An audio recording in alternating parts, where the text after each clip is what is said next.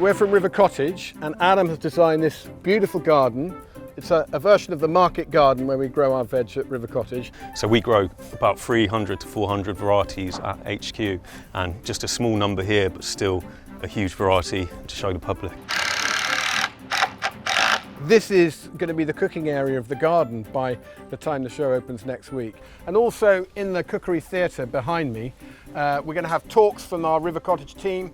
Johnny's going to be talking about the garden. We've got Gelf doing a cooking demonstration, Rachel doing some fermentation, and I'll be in there cooking and talking. And we've actually got a really exciting event at the end of the week. We're hosting a River Cottage dinner here at the show. I'm going to be demonstrating some dishes in the afternoon, and then on Friday evening, over in the restaurant, we're going to have River Cottage plant-led dinner served up. We've still got a few tickets if anybody's interested in coming. It's going to be a fantastic feast.